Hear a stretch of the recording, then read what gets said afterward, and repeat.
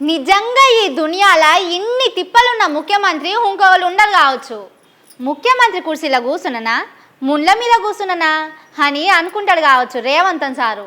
గెలిచిన కాంచెల్లి ఇదే పర్షాన్. పాపం సారు ఈ బాధతోని బుక్కడంత బువ్వ నోట్లకు పోతున్నదో లేదో. దినదిన గండం నూరేండ్ల ఆయుష్ అన్నట్టే అవుతున్నదట మన ముఖ్యమంత్రి రేవంతన్ సార్కు. ముఖ్యమంత్రి కొలువు వచ్చిందన్న సంబరం కంటే అది ఎప్పుడు ఊసిపోతుందోనన్న భయమే ఎక్కువైతున్నదట.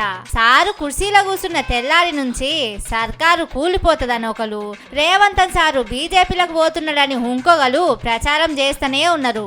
ఇప్పుడు మల్లోపారి అదే కథ సురువైంది. BJP MLA Eleti Maheshwar Reddy sir మల్లోపారి బాంబు పేల్చిండు. ఈ డిసెంబర్ దాకానే రేవంతన్ సారు ముఖ్యమంత్రి కుర్చీలుంటాడట. అటెనక అండ్లకెళ్ళి బీకేస్తారని అంటున్నాడు. ఆయనను కుర్చీలకెళ్ళి దించి ఏరేటోళ్లను ఎక్కించటానికే మీనాక్షి మేడాని రాష్ట్రంలో దించిండని చెప్పుకొచ్చిండు. అక్కడితో నూకుంటే అయిపోతుండే. కానీ ఉత్తమ్ కుమార్ రెడ్డి సారే ప్లాన్ వేసి మీనాక్షి మేడాని రాష్ట్రానికి రప్పించిండని ఇంకో బాంబు పేల్చిండు.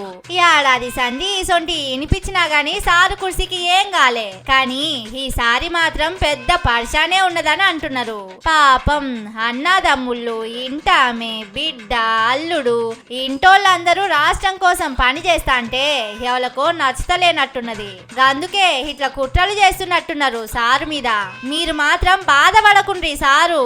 తెలుగుదేశంలోకి వెళ్ళి కాంగ్రెస్ లకు రాలేదా? గట్లనే కాంగ్రెస్ లకు వెళ్ళి బీజేపీలకు పోయి అయినా సరే సీఎం సీటును కాపాడుకుందామని సారోళ్ళ అభిమానులు అంటున్నారు.